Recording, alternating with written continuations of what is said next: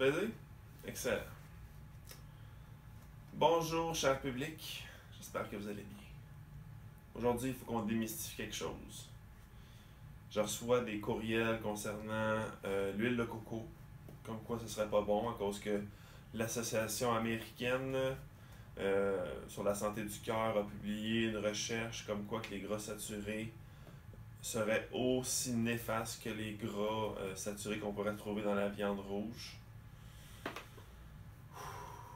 Cette association-là, c'est des vrais retards, des vrais touristes.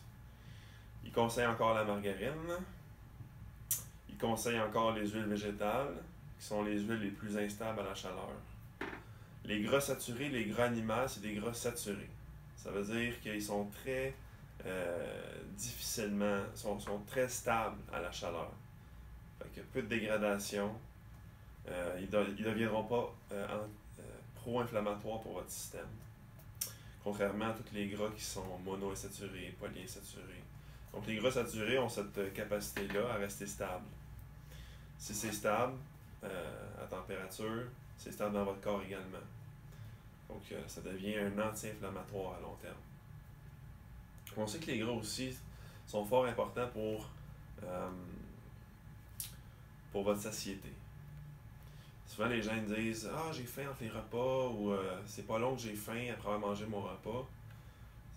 Les gras, premièrement, c'est l'aliment le plus calorique. Donc on parle de 9 calories par gramme. La protéine, c'est 4. Les glucides, c'est 4. Donc le gras, c'est le double de calories. Et c'est très lent à digérer. Étant donné que c'est très lent à digérer, ça va faire en sorte que ça va être vraiment long avant que tu aies faim après ton repas. Donc quand les gens me disent j'ai des envies de sucre après le repas, augmente ta quantité de gras dans ton repas. Ajoute une cuillère de plus d'huile de coco, mets plus de beurre dans ton poêlon pour la cuisson, mets du beurre sur tes légumes. En plus, on sait que la vitamine A, D, E et K, c'est des vitamines qui sont liposolubles. Ça veut dire que pour bien les assimiler, il faut que ça soit consommé avec un corps gras. Comme exemple, les carottes, ça contient énormément de vitamine A, mais si tu les manges toutes seules, tu vas bien moins assimiler la vitamine A des carottes parce que c'est une vitamine liposoluble. Donc, ça serait mieux que ça soit consommé avec un corps gras. Quels sont les meilleurs corps gras à utiliser dans votre quotidien? C'est vraiment simple. Pour la cuisson, je conseille deux choses. Le ghee ou du beurre biologique ou l'huile de coco. That's it. Le ghee et le beurre, c'est la même chose pratiquement, sauf que le ghee, il n'y a plus de produits laitiers pantoute, donc plus d'allergènes dedans. Ensuite de ça, on a nos noix. Donc, tout ce qui est des différentes sortes de noix, on essaie de les consommer crus et non salés, non rôtis. Ensuite de ça, les avocats. Et ensuite de ça, pour les salades, tout ce qui est huile d'olive, extra vierge, bio, truc machin pour que ce soit le plus clean possible. Puis déjà là, on a fait le tour des gras pas mal. Tout ce qui est gras aussi dans les viandes que vous mangez. Tout ce qui est bœuf, toutes les viandes plus grasses, on essaie de les sélectionner pour qu'elles soient biologiques. Parce qu'il y a un fait très important par rapport aux animaux, comme les êtres humains, ils ont un foie.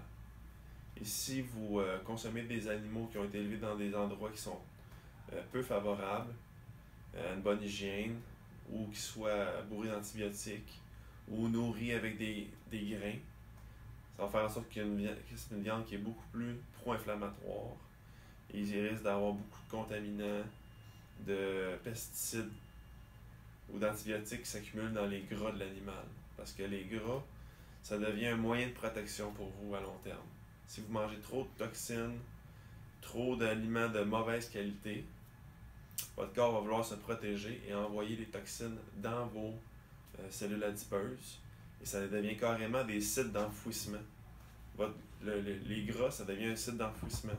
Donc les personnes qui sont obèses, qui sont en surpoids, c'est des gens qui sont extrêmement toxiques. Et vouloir leur faire perdre du poids, c'est tout un défi pour leur corps parce que quand ils vont utiliser leur gras pour se fournir en énergie, quand ils vont dissoudre ce gras-là, ça va faire en sorte que les toxines qui étaient logées dans le site d'enfouissement vont être remis en circulation dans le système sanguin. Et là, le foie a énormément de travail à faire de détoxification. Donc, il faut supporter son corps lorsqu'on fait une perte de poids parce qu'il y a beaucoup de toxines qui se ramassent dans le système sanguin. Et ensuite de ça, un gras fort important que je peux parler, c'est les oméga 3 en capsule.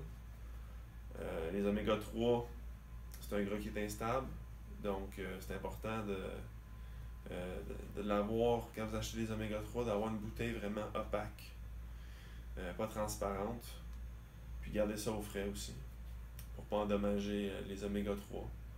Les oméga 3, ça compose pratiquement 30-40% de votre cerveau.